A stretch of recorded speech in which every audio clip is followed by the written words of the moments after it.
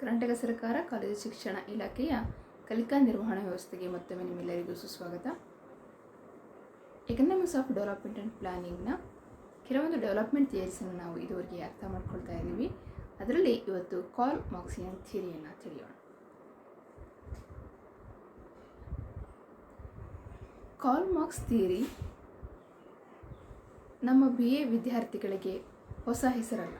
ಏಕೆಂದರೆ ಅರ್ಥಶಾಸ್ತ್ರದ ಹಿನ್ನೆಲೆಯಲ್ಲಿ, ರಾಜ್ಯಶಾಸ್ತ್ರದ ಹಿನ್ನೆಲೆಯಲ್ಲಿ, ಇತಿಹಾಸದ ಹಿನ್ನೆಲೆಯಲ್ಲಿ ಹೀಗೆ ಹಲವು ಕ್ಷೇತ್ರಗಳಲ್ಲಿ, ಹಲವು ವಿಷಯಗಳಲ್ಲಿ ಕಾರ್ಲ್ ಮಾರ್ಕ್ಸ್ ಅವರನ್ನು ಒಂದಲ್ಲ ಒಂದು ರೀತಿಯಲ್ಲಿ ನೀವು ಅಭ್ಯಾಸವನ್ನು ಮಾಡ್ತಲೇ ಬಂದಿದ್ದೀರ. ಈ ದಿನ ನಾವು ಕಾರ್ಲ್ ಮಾರ್ಕ್ಸ್ ರವರ ಒಂದು ಡೆವಲಪ್ಮೆಂಟ್ ಎಕನಾಮಿಕ್ಸಿನ ಬಗ್ಗೆ ಅಥವಾ ಒಂದು ದೇಶದ ಎಕನಾಮಿಯ ಡೆವಲಪ್ಮೆಂಟಿನ ಕೆಲವೊಂದು ವಿಚಾರಧಾರೆಗಳು, ಮಾರ್ಕ್ಸ್ನ ವಿಚಾರಧಾರೆಗಳು ಏನಾಗಿದ್ವು ಅನ್ನೋದನ್ನು ಅರ್ಥ ಮಾಡ್ಕೊಳ್ಳೋಣ. ಮಾರ್ಕ್ಸಿಯನ್ ಪ್ರೊಸೆಸ್ ಆಫ್ ಎಕನಾಮಿಕ್ ಡೆವಲಪ್ಮೆಂಟ್ ಅನ್ನುವಂತಹ ಒಂದು ಕಾನ್ಸೆಪ್ಟನ್ನು ನಾವು ಇವತ್ತು ಡಿಸ್ಕಸ್ ಮಾಡ್ತಾ ಹೋಗೋಣ. ಅದಕ್ಕೆ ಮುಂಚೆ ನಮ್ಮ ಇಂದಿನ ತರಗತಿಯನ್ನು ಹಾಗೆ ಜಸ್ಟ್ ಮಿಲ್ಕ್ ಹಾಕಿ ಬರೋಣ. ನಮ್ಮ ಇಂದಿನ ತರಗತಿ ಮಾಲ್ಥಸ್ ರವರ ಥಿಯರಿ ಆಗಿತ್ತು. ಮಾಲ್ಥಸ್ ರವರ ಒಂದು ಡೆವಲಪ್ಮೆಂಟ್ ಥಿಯರಿಯಲ್ಲಿ ನಾವು ಕಾನ್ಸೆಪ್ಟ್ ಆಫ್ ಡೆವಲಪ್ಮೆಂಟ್ ಅಂದರೆ ಮಾಲ್ಥಸ್ ರವರು ಹೇಳಿದಂಥ ಅಂಶಗಳನ್ನು ತಿಳಿದ್ವಿ. ಅಂದರೆ ಡೆವಲಪ್ಮೆಂಟ್ ಅನ್ನುವಂಥದ್ದು ಸ್ವಯಂ ಚಾಲಿತವಾದದ್ದಲ್ಲ ಅನ್ನೋದನ್ನು ಅರ್ಥ ಮಾಡ್ಕೊಂಡಿದ್ವಿ. ಹಾಗೆ ಪಾಪ್ಯುಲೇಷನ್ ಗ್ರೋತ್ ಮತ್ತು ಎಕನಾಮಿಕ್ ಡೆವಲಪ್ಮೆಂಟ್ ನಡುವೆ ಇರುವಂತಹ ಒಂದು ರಿಲೇಷನ್ಶಿಪ್ಪನ್ನು ನೋಡಿದ್ವಿ. ಹಾಗೆಯೇ role of production and distribution, ಹೇಗೆ ಒಂದು ಆರ್ಥಿಕ ಅಭಿವೃದ್ಧಿಯಲ್ಲಿ ಪ್ರೊಡಕ್ಷನ್ ಮತ್ತು ಡಿಸ್ಟ್ರಿಬ್ಯೂಷನ್ ಪ್ರಮುಖ ಪಾತ್ರವನ್ನು ವಹಿಸ್ತವೆ ಅನ್ನೋದನ್ನು ಮಾಲ್ಥಸ್ ಹೇಳಿದ್ದಾರೆ ಅನ್ನೋದನ್ನು ಅರ್ಥ ಮಾಡ್ಕೊಂಡಿದ್ವಿ. ಹಾಗೆ ಆರ್ಥಿಕತೆ 2 ಸೆಕ್ಟರ್ ಮಾಡೆಲ್ ಆಗಿದೆ, ಅಂದರೆ ಅಗ್ರಿಕಲ್ಚರ್ ಮತ್ತು ಕೈಗಾರಿಕಾ ವಲಯಗಳನ್ನು ಒಳಗೊಂಡಿದೆ ಅನ್ನೋದನ್ನು ನೋಡಿದ್ವಿ. ಹಾಗೆಯೇ ಪ್ರಾಸೆಸ್ ಆಫ್ ಕ್ಯಾಪಿಟಲ್ ಅಕ್ಯುಮುಲೇಷನ್, ಒಂದು ಬಂಡವಾಳ ಸಂಚಯನದಲ್ಲಿ ಉಳಿತಾಯದ ಪಾತ್ರವನ್ನು ತಿಳಿದಿದ್ವಿ. ಉಳಿತಾಯ ಮಾಡುವಂಥ ವರ್ಗ ಕೇವಲ ಬಂಡವಾಳ ವರ್ಗ ಆಗಿರುತ್ತೆ ಅನ್ನೋದನ್ನು ಮಾಲ್ಥಸ್ ಹೇಳಿದರು. ಹಾಗೆಯೇ ಡೆಫಿಸಿಯನ್ಸಿ ಆಫ್ ಎಫೆಕ್ಟಿವ್ ಡಿಮ್ಯಾಂಡ್, ಅವರು ಮೊಟ್ಟ ಮೊದಲಿಗೆ ಹೇಳಿದಂಥ ಒಂದು ಹೊಸ ವಿಚಾರ ಪರಿಣಾಮಕಾರಿ ಬೇಡಿಕೆಯ ಕೊರತೆ, ಇದು ಆರ್ಥಿಕ ಅಭಿವೃದ್ಧಿಗೆ ಅಡ್ಡಿಯಾಗಿರುತ್ತೆ ಅನ್ನೋದನ್ನು ತಿಳಿಸ್ಕೊಟ್ಟಿದ್ರು. ಹಾಗೆಯೇ ಎಕನಾಮಿಕ್ ಸ್ಟ್ಯಾಗ್ನೇಷನ್, ಸ್ಟೇಷನರಿ ಸ್ಟೇಟ್, ಆರ್ಥಿಕ ಅಭಿವೃದ್ಧಿಯ ಹಂತದಲ್ಲಿ ಸಂಭವಿಸುವಂತಹ ಒಂದು ನಿಶ್ಚಲ ಸ್ಥಿತಿ ಮತ್ತು ಆ ಒಂದು ಸ್ಥಿರ ಸ್ಥಿತಿಯನ್ನು ಏಕೆ ಉದ್ಭವಿಸುತ್ತೆ ಅನ್ನೋದನ್ನು ಅರೆ ಅನುಭೋಗ ಮತ್ತು ಪರಿಣಾಮಕಾರಿ ಬೇಡಿಕೆಯ ಕೊರತೆಗಳ ಕಾರಣದಿಂದ ಅನ್ನೋದನ್ನು ತುಂಬ ಮನೋಜ್ಞವಾಗಿ ವಿವರಿಸಿದ್ದನ್ನು ನಾವು ತಿಳ್ಕೊಂಡಿದ್ವಿ. ಹಾಗೆ ನಾವು ಮಾಲ್ಥಸ್ ರವರ ಥಿಯರಿಗೆ ಇದ್ದಂತಹ ಕೆಲವೊಂದು ಕ್ರಿಟಿಸಿಸಮ್ಸ್ಗಳನ್ನು, ವಿಮರ್ಶೆಯನ್ನು ಅಭ್ಯಾಸ ಮಾಡಿದ್ವಿ. ಅಂದರೆ ಕ್ಯಾಪಿಟಲ್ ಅಕ್ಯುಮುಲೇಷನ್ ಅನ್ನುವಂಥದ್ದು ತನ್ನೊಳಗಡೆ ದೀರ್ಘಕಾಲೀನ ಒಂದು ಜಡತ್ವವನ್ನು ಒಳಗೊಂಡಿರುತ್ತೆ ಎನ್ನುವಂಥದ್ದು ಮಾಲ್ಥಸ್ ರವರ ಒಂದು ಅಭಿಪ್ರಾಯ ಆಗಿತ್ತು. ಆದರೆ ಅದನ್ನು ಕೆಲವು ಅರ್ಥಶಾಸ್ತ್ರ ನಿರಾಕರಿಸಿದ್ದನ್ನು ನೋಡಿದ್ವಿ. ಹಾಗೆ ನೆಗೆಟಿವ್ ಆಫ್ ಕ್ಯಾಪಿಟಲ್ ಅಕ್ಯುಮುಲೇಷನ್, ಬಂಡವಾಳ ಸಂಚಯನದ ಬಗ್ಗೆ ಒಂದು ನಕಾರಾತ್ಮಕ ದೃಷ್ಟಿಕೋನವನ್ನು ಮಾಲ್ಥಸ್ ಹೊಂದಿರೋದನ್ನು ನಿರಾಕರಿಸಿದ್ದನ್ನು ನೋಡಿದ್ವಿ. ಹಾಗೆಯೇ commodities exchange not exchanged for commodities directly, JBCA ಹೇಳುವಂತೆ ಸರಕುಗಳಿಗೆ ವಿನಿಮಯ ಆಗುತ್ತೆ ಅನ್ನುವಂಥದ್ದು ನೇರವಾಗಿ ವಿನಿಮಯ ಆಗೋದಕ್ಕೆ ಸಾಧ್ಯ ಇಲ್ಲ. ಮಾಲ್ಥಸ್ ಪ್ರಕಾರ ಸರಕುಗಳು ಲೇಬರೊಂದಿಗೆ ವಿನಿಮಯ ಆಗುತ್ತೆ ಅನ್ನೋದನ್ನು ಹೇಳಿದರು. ಹಾಗೆಯೇ ಅದು ಅಷ್ಟು ಸೂಕ್ತ ಅಲ್ಲ ಅನ್ನುವಂತಹ ಒಂದು ಟೀಕೆಗೆ ಒಳಪಟ್ಟ ಇದೆ. ಹಾಗೆಯೇ ಅನ್ಪ್ರೊಡಕ್ಟಿವ್ ಕನ್ಸ್ಯೂಮರ್ಸ್ ರಿಟಾರ್ಡ್ ಪ್ರೋಗ್ರೆಸ್, ಅರೆ ಅನುಭೋಗವನ್ನು ಹೋಗಲಾಡಿಸ್ಬೇಕು ಅಂದರೆ, ಪರಿಣಾಮಕಾರಿ ಬೇಡಿಕೆಯನ್ನು ಹೆಚ್ಚಿಸಬೇಕು ಅಂತ ಹೇಳಿದರೆ ಅನುತ್ಪಾದಕ ಅನುಭೋಗಿಗಳ ಅನುಭೋಗದ ವೆಚ್ಚ ಹೆಚ್ಚಾಗಬೇಕು ಅನ್ನೋದು ಮಾಲ್ಥಸ್ ರವರ ವಾದ ಆಗಿತ್ತು. ಆದರೆ ಈ ಅನ್ಪ್ರೊಡಕ್ಟಿವ್ ಕನ್ಸ್ಯೂಮರ್ಸು ಪ್ರೋಗ್ರೆಸ್ಸನ್ನು ತಡೆ ಒಡ್ಬಲ್ರು ಅನ್ನುವಂಥದ್ದನ್ನು ಟೀಕೆಗೆ ಒಳಪಟ್ಟಿದ್ದನ್ನು ನೋಡಿದ್ವಿ. ಹಾಗೆಯೇ ಒನ್ಸ್ ಅಗೇನ್ ಇವರು ಸಹ ಕಾರ್ಮಿಕರು ಉಳಿತಾಯವನ್ನು ಮಾಡಲಾರರು, ಕೇವಲ ಬಂಡವಾಳದಾರರು ಮಾತ್ರ ಉಳಿತಾಯ ಮಾಡ್ತಾರೆ ಅಂತ ಒನ್ ಸೈಡೆಡ್ ಸೇವಿಂಗ್ ಬೇಸನ್ನು ಹೇಳಿದರು. ಅದು ಸಹ ಟೀಕೆಗೆ ಒಳಪಟ್ಟಿದ್ದನ್ನು ತಿಳ್ಕೊಂಡಿದ್ವಿ. ಇದಿಷ್ಟು ಮಾಲ್ಥಸ್ ಥಿಯರಿಯನ್ನು ನಾವು ಕಳೆದ ತರಗತಿಯಲ್ಲಿ ಅಭ್ಯಾಸ ಮಾಡಿದ್ದು. ಈ ದಿನ ನಾವು ಮತ್ತೊಂದು ಡೆವಲಪ್ಮೆಂಟ್ ಥಿಯರಿ, ಮಾರ್ಕ್ಸಿಯನ್ ಥಿಯರಿಯನ್ನು ಅಭ್ಯಾಸ ಮಾಡೋಣ.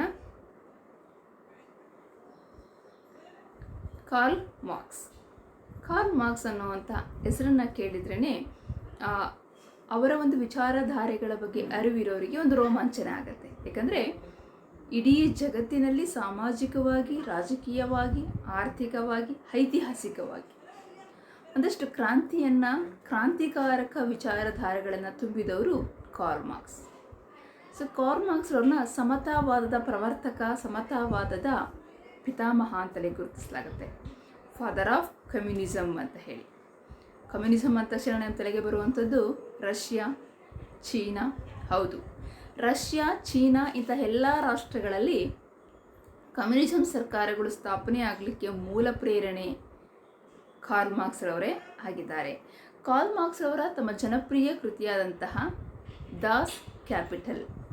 ದಾಸ್ ಕ್ಯಾಪಿಟಲ್ನಲ್ಲಿ ಅವರು ಈ ಎಲ್ಲ ವಿಚಾರಗಳನ್ನು ಸವಿಸ್ತರವಾಗಿ ಹೇಳ್ತಾ ಹೋಗ್ತಾರೆ. ಹಾಗೆಯೇ ಅವರ ಮತ್ತೊಂದು ಕೃತಿ ಥಿಯರೀಸ್ ಆಫ್ ಸರ್ಪ್ಲಸ್ ವ್ಯಾಲ್ಯೂ, ಹೆಚ್ಚುವರಿ ಮೌಲ್ಯದ ಸಿದ್ಧಾಂತಗಳು. ಸೊ ಇದರಲ್ಲಿಯೂ ಸಹ ಅವರು ಒಂದಷ್ಟು ವಿಚಾರಗಳನ್ನು ಏಕೆ ಒಂದು ಆರ್ಥಿಕತೆಯಲ್ಲಿ ಅಥವಾ ಒಂದು ದೇಶದ ಹಿನ್ನೆಲೆಯಲ್ಲಿ ನೋಡಿದಾಗ ಸಾಮಾಜಿಕವಾದಂತಹ ಒಂದು ಸ್ತರಗಳು ಅಥವಾ ಆರ್ಥಿಕ ಸ್ತರಗಳು ಉದ್ಭವಿಸ್ತಾ ಹೋಗುತ್ತೆ ಅನ್ನೋದನ್ನು ಅವರು ವಿವರಿಸ್ತಾ ಹೋಗ್ತಾರೆ. ಇದ್ರ ಜೊತೆಗೆ ಅವರ ಫ್ರೆಂಡ್ ಏಂಜೆಲ್ ರೋಸ್ ಜೊತೆಗೆ ಸೇರಿ ಅವರು ಕಮ್ಯುನಿಸ್ಟ್ ಮ್ಯಾನಿಫೆಸ್ಟೋ ಅನ್ನುವಂತಹ ಒಂದು ವಿಚಾರಧಾರೆಯನ್ನು ಸಹ ಪ್ರಕಟಿಸಿದ್ದಾರೆ. ಸೊ ಇವುಗಳೆಲ್ಲವನ್ನು Das Capital, theories of surplus value, communist manifesto ಈ ಎಲ್ಲ ಪುಸ್ತಕಗಳಲ್ಲಿಯೂ ಅವರು ತಮ್ಮ ಒಂದು ಕ್ರಾಂತಿಕಾರಿಕ ವಿಚಾರಧಾರೆಗಳನ್ನು ಮಂಡಿಸ್ತಾ ಹೋಗ್ತಾರೆ. ಅದರಲ್ಲೂ ಹೆಚ್ಚಾಗಿ ದಾಸ್ ಕ್ಯಾಪಿಟಲ್ ಮತ್ತು ಥಿಯರೀಸ್ ಆಫ್ ಸರ್ಪ್ಲಸ್ ವ್ಯಾಲ್ಯೂನಲ್ಲಿ ನಾವು ಒಂದು ಆರ್ಥಿಕತೆಯ ಅಭಿವೃದ್ಧಿಯ ಅಂಶಗಳನ್ನು ನೋಡೋದಕ್ಕೆ ಸಾಧ್ಯ ಇದೆ.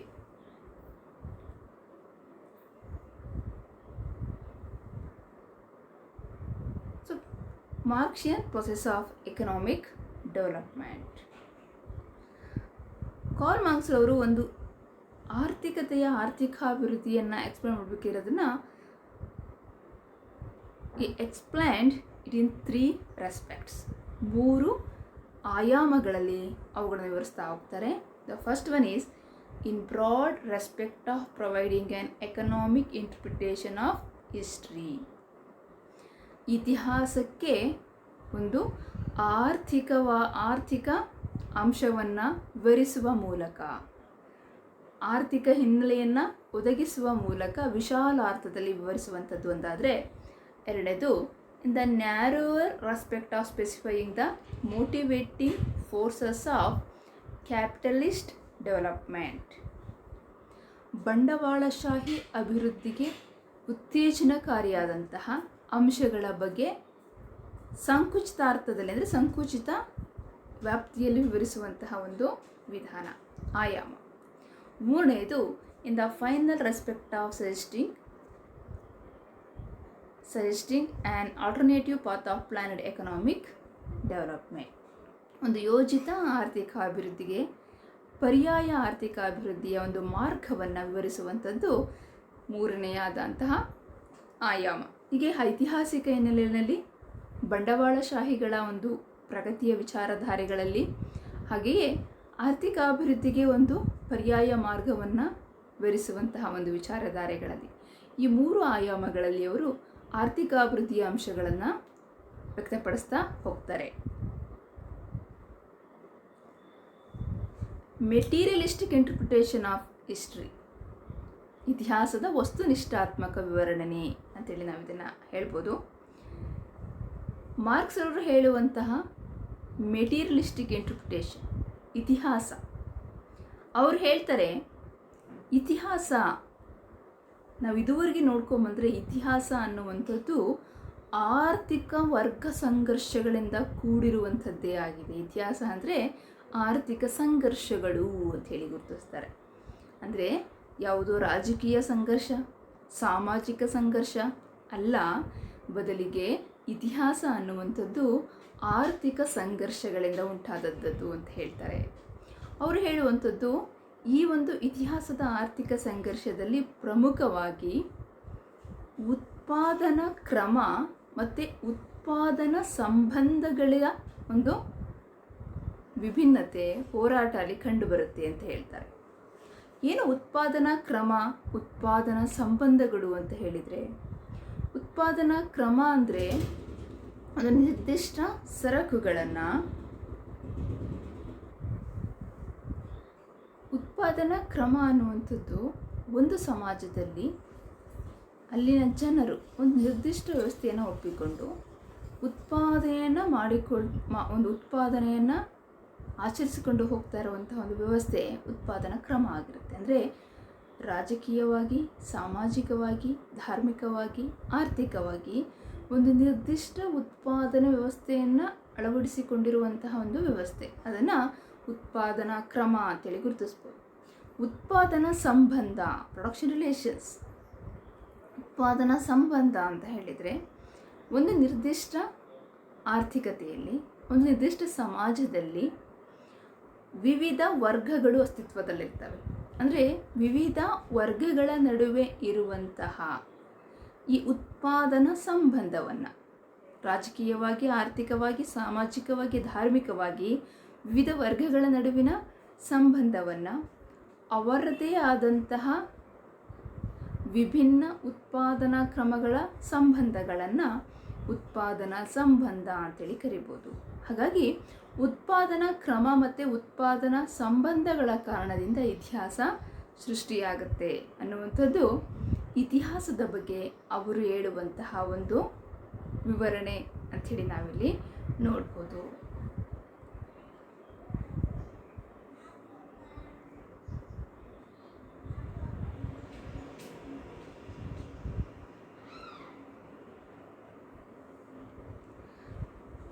ಹಾಗಾಗಿ ಇಲ್ಲಿ ಕಾರ್ಲ್ ಮಾರ್ಕ್ಸ್ ಅವರು ಒಂದು ಇತಿಹಾಸ ಅಂತೇಳಿ ತಿಳ್ಕೊಂಡಾಗ ಉತ್ಪಾದನಾ ಕ್ರಮ ಮತ್ತು ಉತ್ಪಾದನಾ ಸಂಬಂಧಗಳನ್ನು ಅವರು ವಿವರಿಸುವಾಗ ಒಂದು ಸಮಾಜದಲ್ಲಿ ಅಥವಾ ಒಂದು ಆರ್ಥಿಕತೆಯಲ್ಲಿ 2 ಪ್ರಕಾರದ ವರ್ಗಗಳು ಅಸ್ತಿತ್ವದಲ್ಲಿರ್ತವೆ ಅಂತ ಹೇಳ್ತಾರೆ.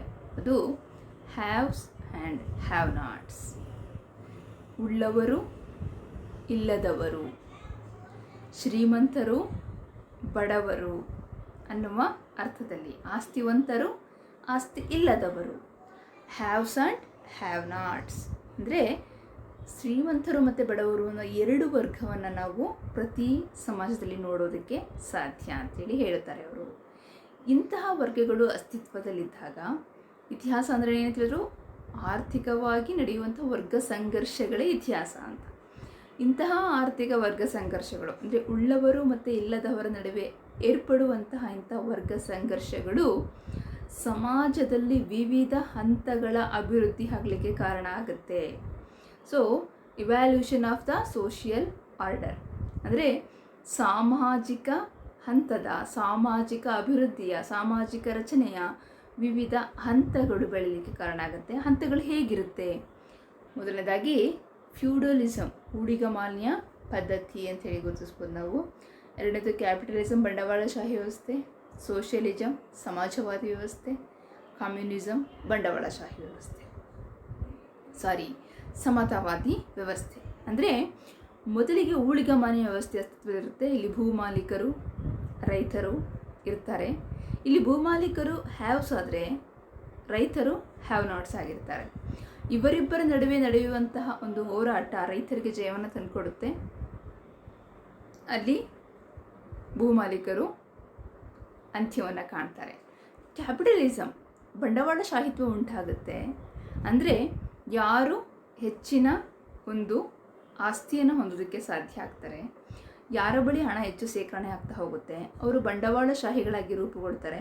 ಅವರು ಕಾರ್ಮಿಕರನ್ನು ನೇಮಿಸಿಕೊಂಡು ಅವರಿಗೆ ಉದ್ಯೋಗವನ್ನು ದೊರಕಿಸಿ ಕಾರ್ಯವನ್ನು ನಿರ್ವಹಿಸ್ತಾ ಹೋಗ್ತಾರೆ. ಈ ಬಂಡವಾಳಶಾಹಿಗಳು ಮತ್ತು ಕಾರ್ಮಿಕರ ನಡುವೆಯೂ ಸಹ ಒಮ್ಮೆ ಸಂಘರ್ಷ ಏರ್ಪಟ್ಟು ಕಾರ್ಮಿಕರು ವಿಜಯಿಗಳಾಗ್ತಾರೆ. ಇಲ್ಲಿ ಬಂಡವಾಳದಾರರು ಅಂತ್ಯವನ್ನು ಕಾಣ್ತಾರೆ. ಆನಂತರ ಉಟ್ಕೊಳ್ಳೋದೇ ಸೋಷಿಯಲಿಸಮ್, ಸಮಾಜವಾದಿ ವ್ಯವಸ್ಥೆ. ಸಮಾಜವಾದಿ ವ್ಯವಸ್ಥೆಯಲ್ಲಿ ಕಾರ್ಮಿಕರೇ ಇದ್ದರೂ ಸಹ ಅಲ್ಲಿಯೂ ಅದು ಪೂರ್ಣ ಸರಿ ಹೋಗಿರೋದಿಲ್ಲ. ಅಲ್ಲಿಯೂ ಕೆಲವೊಂದು ಅಂತರಗಳು ಇರುತ್ತೆ. ಈ ಅಂತರಗಳು ವರ್ಗ ಸಂಘರ್ಷದ ಮೂಲಕ ಹೋಗಲಾಡಿಸಲ್ಪಟ್ಟು ಅಂತಿಮವಾಗಿ ಸೃಷ್ಟಿಯಾಗುವಂಥದ್ದೇ ಕಮ್ಯುನಿಸಮ್, ಸಮತಾವಾದ. ಸೊ ಸಮತಾವಾದದಲ್ಲಿ ಎಲ್ಲವೂ ಸರಿ ಹೋಗುತ್ತೆ ಅನ್ನುವಂಥದ್ದು ಮಾರ್ಕ್ಸ್ರವರ ಒಂದು ನಿಲುವು. ಹೀಗೆ ಸಮಾಜದ ವಿವಿಧ ಹಂತದ ಅಭಿವೃದ್ಧಿ ಆರ್ಥಿಕ ಸಂಘರ್ಷಗಳಿಂದ ಉಂಟಾಗುತ್ತೆ ಅಂಥೇಳಿ ಅವರು ವಿವರಿಸ್ತಾರೆ. ಹಾಗೆಯೇ ಕಾರ್ಲ್ ಮಾರ್ಕ್ಸ್ರವರು ಈ ಒಂದು ವಿಚಾರವನ್ನು, ಆರ್ಥಿಕ ಅಭಿವೃದ್ಧಿಯ ಹಂತದ ವಿಚಾರಗಳನ್ನು ಹೇಳಬೇಕಿದ್ರೆ ಅವರು ಹೇಳುವಂತಹ ಮತ್ತೊಂದು ಪ್ರಮುಖವಾದಂತಹ ಪರಿಕಲ್ಪನೆ ಹೆಚ್ಚುವರಿ ಮೌಲ್ಯ, ಸರ್ಪ್ಲಸ್ ವ್ಯಾಲ್ಯೂ. ಸರ್ಪ್ಲಸ್ ವ್ಯಾಲ್ಯೂ ಅಂತ ಅಂದರೆ ಏನು? ಹೆಚ್ಚುವರಿ ಮೌಲ್ಯ ಅಥವಾ ಅಧಿಕ ಮೌಲ್ಯ.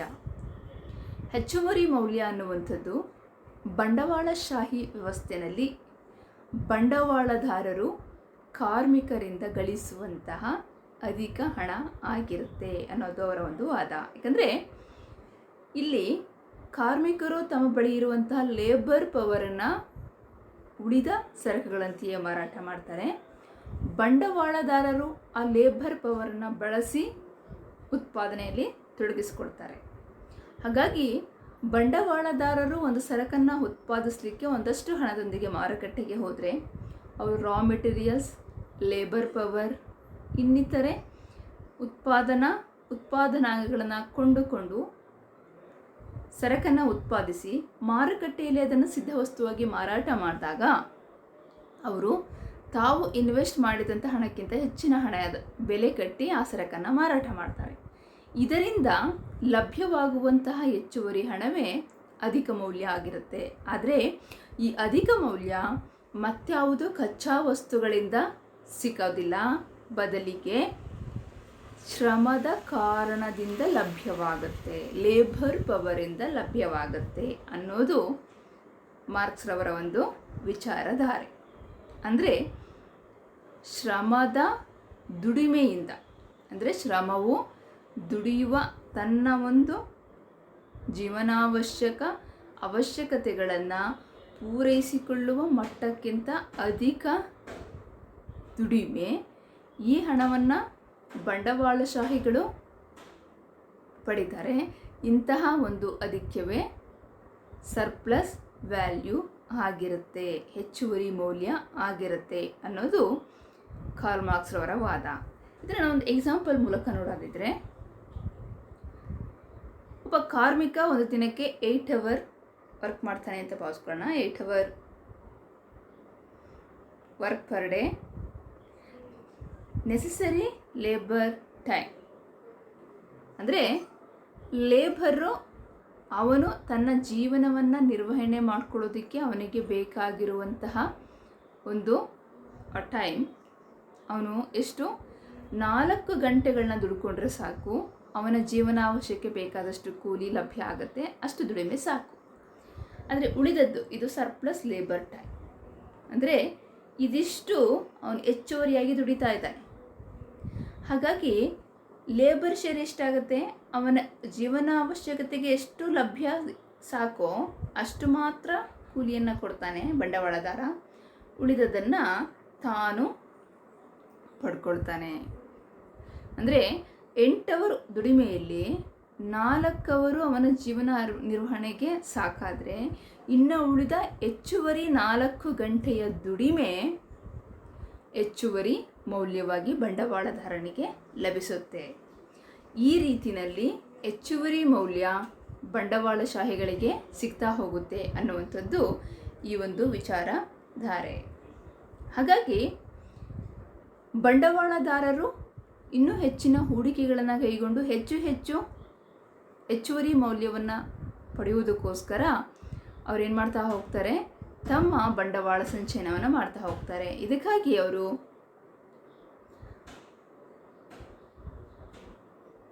ತಮ್ಮ ಬಂಡವಾಳ ಸಂಚಯನವನ್ನು ಮಾಡಬೇಕಿದ್ರೆ 2 ರೀತಿಯ ಬಂಡವಾಳಗಳನ್ನು ಗುರುತಿಸ್ಕೋತಾರೆ. ಒಂದು ಸ್ಥಿರ ಬಂಡವಾಳ,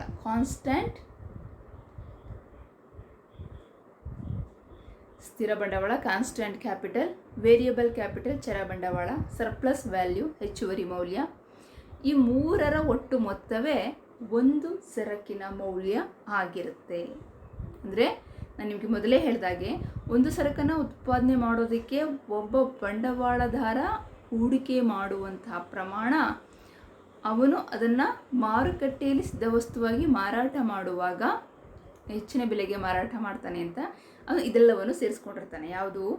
ಕಾನ್ಸ್ಟೆಂಟ್ ಕ್ಯಾಪಿಟಲ್ ಸ್ಥಿರ ಬಂಡವಾಳದ ಮೇಲೆ ಮಾಡಿದ ವೆಚ್ಚ, ವೇರಿಯಬಲ್ ಕ್ಯಾಪಿಟಲ್ ಚರ ಬಂಡವಾಳದ ಮೇಲೆ ಮಾಡಿದಂತಹ ವೆಚ್ಚ, ಹಾಗೂ ಈ 2 ಒಳ ವೆಚ್ಚಗಳಲ್ಲದೆ ಅವನು ಒಂದಷ್ಟು ಮಾರ್ಜಿನ್ ಆಗಿ ಹೆಚ್ಚುವರಿ ಹಣವನ್ನು ಇರಿಸ್ಕೊಂಡಿರ್ತಾನೆ ಲಾಭವಾಗಿ. ಆ ಒಂದು ಸರ್ಪ್ಲಸ್ ವ್ಯಾಲ್ಯೂ, ಹೆಚ್ಚುವರಿ ಮೌಲ್ಯ, ಈ ಮೂರರ ಮೊತ್ತ ಒಂದು ಸರಕಿನ ಮೌಲ್ಯವನ್ನು ಅದು ನಮಗೆ ಸೂಚಿಸುತ್ತೆ. ಇದರಲ್ಲಿ ಸ್ಥಿರ ಬಂಡವಾಳ ಮತ್ತು ಚರ ಬಂಡವಾಳ C/V ಅಂದರೆ ratio of constant capital to variable capital, termed as the organic composition of capital. ಸ್ಥಿರ ಬಂಡವಾಳ ಮತ್ತು ಚರ ಬಂಡವಾಳಗಳ ನಡುವಿನ ಅನುಪಾತವು ಜೈವಿಕ ಸಂಯೋಗ ಬಂಡವಾಳವಾಗಿ ಪರಿಣಮಿಸುತ್ತೆ. ಚರ ಬಂಡವಾಳ ಅಂದರೆ ಇಲ್ಲಿ ಶ್ರಮ ಆಗಿರುತ್ತೆ. ಸ್ಥಿರ ಬಂಡವಾಳ ಅಂತ ಹೇಳಿದರೆ ತಂತ್ರಜ್ಞಾನ ಮತ್ತು ಯಂತ್ರೋಪಕರಣಗಳ ಮೇಲೆ ಮಾಡಲಾಗುವಂತಹ ವೆಚ್ಚ ಆಗಿರುತ್ತೆ. ಹಾಗೆಯೇ ಈ ಸರ್ಪ್ಲಸ್ ವ್ಯಾಲ್ಯೂ, ಹೆಚ್ಚುವರಿ ಮೌಲ್ಯ ಏನಿರುತ್ತೆ, ಹೆಚ್ಚುವರಿ ಮೌಲ್ಯ ಮತ್ತು ಚರ ಬಂಡವಾಳದ ನಡುವಿನ ಅನುಪಾತ degree or rate of exploitation, ಶೋಷಣೆಯ ದರ ಆಗಿರುತ್ತೆ. ಹಾಗಾಗಿ ಲಾಭದ ದರವು, ರೇಟ್ ಆಫ್ ರಿಟರ್ನ್, ಲಾಭದ ದರವು ಏನಾಗಿರುತ್ತೆ ಅಂತ ಹೇಳಿದರೆ ಸರ್ಪ್ಲಸ್ ವ್ಯಾಲ್ಯೂ ಡಿವೈಡೆಡ್ ಬೈ ಸ್ಥಿರ ಬಂಡವಾಳ ಪ್ಲಸ್ ಚರ ಬಂಡವಾಳ ಆಗಿರುತ್ತೆ. ಈ ರೀತಿಯಲ್ಲಿ ತನ್ನ ಸ್ಥಿರ ಬಂಡವಾಳ ಮತ್ತು ಚರ ಬಂಡವಾಳಗಳನ್ನು ಹೂಡಿಕೆ ಮಾಡಿಕೊಳ್ಳುವ ಮೂಲಕ ಹೆಚ್ಚುವರಿ ಮೌಲ್ಯವನ್ನು ಹೆಚ್ಚು ಗಳಿಸುವ ಮೂಲಕ ಬಂಡವಾಳ ಸಂಚಯನವನ್ನು ಇನ್ಕ್ರೀಸ್ ಮಾಡ್ಕೊಳ್ತಾ ಹೋಗ್ತಾನೆ ಒಬ್ಬ ಬಂಡವಾಳಶಾಹಿ. ಸೊ ಇದರಿಂದ ಅವನು ಇನ್ನೊಂದಷ್ಟು ಉತ್ತೇಜಿತನಾಗ್ತಾನೆ, ತನ್ನ ಲಾಭಗಳನ್ನು ಇನ್ನಷ್ಟು ಗರಿಷ್ಠಗೊಳಿಸಿಕೊಳ್ಳುವಂಥ ಕಡೆ ಅವನು ಗಮನವನ್ನು ಕೇಂದ್ರೀಕರಿಸ್ತಾ ಹೋಗ್ತಾನೆ. ಲಾಭಗಳನ್ನು ಇನ್ನಷ್ಟು ಗರಿಷ್ಠಗೊಳಿಸ್ಕೊಳ್ಳೋದಕ್ಕೆ ಅವನು 3 ಕ್ರಮಗಳನ್ನು ಅನುಸರಿಸ್ತಾನೆ. ಅದರಲ್ಲಿ ಮೊದಲನೇದು increasing working hours without increasing wages.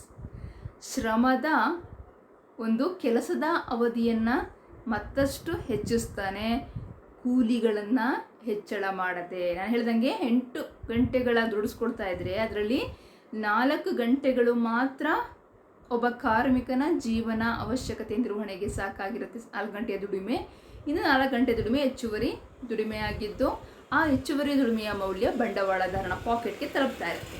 ಈಗ ಏನು ಮಾಡ್ತಾನೆ ಬಂಡವಾಳದಾರ, ಇನ್ನಷ್ಟು ಹೆಚ್ಚುವರಿ ಮೌಲ್ಯವನ್ನು, ಲಾಭಗಳನ್ನು ಗರಿಷ್ಠಗೊಳಿಸಿಕೊಳ್ಳೋ ಉದ್ದೇಶದಿಂದ ಕೆಲಸದ ಅವಧಿಯನ್ನು 10 ಅವರ್ಗೆ ಹೆಚ್ಚಿಸ್ತಾನೆ. ಆದರೆ ಕೂಲಿಯ ದರವನ್ನು ಮಾತ್ರ 4 ಗಂಟೆಗಳಿಗೆ ಮಾತ್ರ ನೀಡ್ತಾನೆ. ಈಗ ಹೆಚ್ಚುವರಿ ಮೌಲ್ಯ 6 ಗಂಟೆಗಳಷ್ಟು ಹೆಚ್ಚಾಗುತ್ತೆ. 6 ಗಂಟೆಗಳ ದುಡಿಮೆ, ಶ್ರಮದ ದುಡಿಮೆ ಬಂಡವಾಳಶಾಹಿಗೆ ಹೆಚ್ಚುವರಿ ಮೌಲ್ಯವನ್ನು ದೊರಕಿಸಿಕೊಡುತ್ತೆ. ಎರಡನೇ ಕ್ರಮವಾಗಿ ಅವನು lowering labour wages up to subsistence level, ಅಥವಾ ಅವನು ಕೆಲಸದ ಅವಧಿಯನ್ನು ಹೆಚ್ಚಳ ಮಾಡದೆ ಇರುವ ಕೆಲಸದ ಅವಧಿಯಲ್ಲಿಯೇ ಮತ್ತಷ್ಟು ಕೂಲಿಯನ್ನು ಕಡಿತಗೊಳಿಸುವಂಥದ್ದು. 4 ಗಂಟೆಗಳಿಗೆ ನೀಡುತ್ತಿದ್ದ ಕೂಲಿಯನ್ನು 2 ಗಂಟೆಗಳಿಗೆ ಅಥವಾ 3 ಗಂಟೆಗಳ ಅವಧಿಗೆ ಮಾತ್ರ ಕೂಲಿಯನ್ನು ನಿಗದಿಪಡಿಸಿದಾಗ ತೀರಾ ಕೆಳಮಟ್ಟದ ಕೂಲಿಯನ್ನು ಕಾರ್ಮಿಕರಿಗೆ ಕೊಟ್ಟು ಉಳಿದ ಹೆಚ್ಚುವರಿ ಮೌಲ್ಯವನ್ನು ತಾನು ದಕ್ಕಿಸಿಕೊಳ್ಳುವಂತಹ ಒಂದು ಕ್ರಮ. ಮೂರನೇದು using technology to save labour and increase productivity of labour. ಶ್ರಮವನ್ನು ಉಳಿತಾಯ ಮಾಡುವಂತಹ ತಂತ್ರಜ್ಞಾನಗಳನ್ನು ಬಳಸುವಂಥದ್ದು, ಹಾಗೆಯೇ ಶ್ರಮದ ಉತ್ಪಾದಕತೆಯನ್ನು ಹೆಚ್ಚಿಸೋದು. ಶ್ರಮದ ಉತ್ಪಾದಕತೆಯನ್ನು ಹೆಚ್ಚಿಸುವಂತಹ ತಂತ್ರಜ್ಞಾನಗಳನ್ನು ಬಳಸುವ ಮೂಲಕ ಅವನು ಲಾಭವನ್ನು ಹೆಚ್ಚು ಮಾಡಿಕೊಳ್ಳುವಂಥ ಕ್ರಮವನ್ನು ಅನುಸರಿಸ್ತಾ ಹೋಗ್ತಾನೆ. ಇದರಿಂದ ಶ್ರಮದ ಉತ್ಪಾದನೆ ಹೆಚ್ಚುತ್ತೆ, ಒಂದು ಒಳ್ಳೆಯ ಗುಣಮಟ್ಟ ಸರಕುಗಳನ್ನ ಉತ್ಪಾದನೆ ಮಾಡಲಿಕ್ಕೆ ಸಾಧ್ಯ ಆಗುತ್ತೆ, ಉತ್ಪಾದನಾ ವೆಚ್ಚ ಕಡಿಮೆ ಆಗುತ್ತೆ. ಹೀಗಾಗಿ ಈ 3 ಕ್ರಮಗಳನ್ನು ಅನುಸರಿಸುವ ಮೂಲಕ ಬಂಡವಾಳಶಾಹಿ ಹೆಚ್ಚಿನ ಲಾಭಗಳನ್ನು ಗಳಿಸುವಂತಹ ಗುರಿಯನ್ನು ಹೊಂತಾನೆ. ಲಾಭಗಳು ಹೆಚ್ಚಾದಂತೆ ಅವನ ಬಂಡವಾಳ ಸಂಚಯನ ಹೆಚ್ಚುತ್ತೆ, ಹೆಚ್ಚಿನ ಹೂಡಿಕೆಯನ್ನು ಕೈಗೊಂಡು ಅವನು ಅಭಿವೃದ್ಧಿಯನ್ನು ಹೆಚ್ಚು ಸಾಧಿಸ್ಬೋದು ಅನ್ನೋ ಲೆಕ್ಕಾಚಾರದಲ್ಲಿ ಇರ್ತಾನೆ. ಸಾಮಾನ್ಯವಾಗಿ ಬಂಡವಾಳದಾರ ಈ ಮೊದಲೆರಡು ಕ್ರಮಗಳಿಗಿಂತ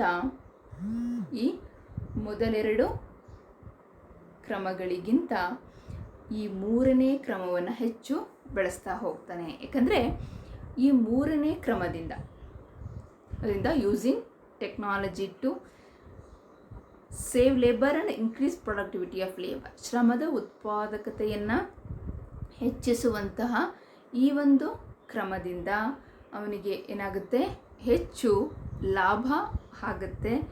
ಅದರಿಂದ ಅವನೇನು ಮಾಡ್ತಾ ಹೋಗ್ತಾನೆ, ಉತ್ಪಾದನಾ ವೆಚ್ಚ ಕಡಿಮೆ ಇರುವಂತಹ, ಶ್ರಮದ ಉತ್ಪಾದಕತೆಯನ್ನು ಹೆಚ್ಚಿಸುವಂತಹ ತಂತ್ರಜ್ಞಾನಗಳ ಬಳಕೆಯನ್ನು ಮಾಡುವ ಕಡೆ ಹೆಚ್ಚಿನ ಒಲವನ್ನು ತೋರಿಸ್ತಾ ಹೋಗ್ತಾನೆ. ಇದರಿಂದ ಬಂಡವಾಳಶಾಹಿಯ ಅಭಿವೃದ್ಧಿ, ಆರ್ಥಿಕತೆಯ ಅಭಿವೃದ್ಧಿ ಏನಾಗುತ್ತೆ, ಕಾರ್ಮಿಕರ ಸ್ಥಿತಿ ಎಲ್ಲಿಗೆ ತಲುಪುತ್ತೆ, ಮಾರ್ಕ್ಸ್ನ ವಿಚಾರಧಾರೆಗಳು ಏನು ಹೇಳ್ತವೆ, ಈ ಎಲ್ಲ ವಿಚಾರಗಳನ್ನು ನಾವು ನಮ್ಮ ಮುಂದಿನ ತರಗತಿಯಲ್ಲಿ ತಿಳಿಯೋಣ.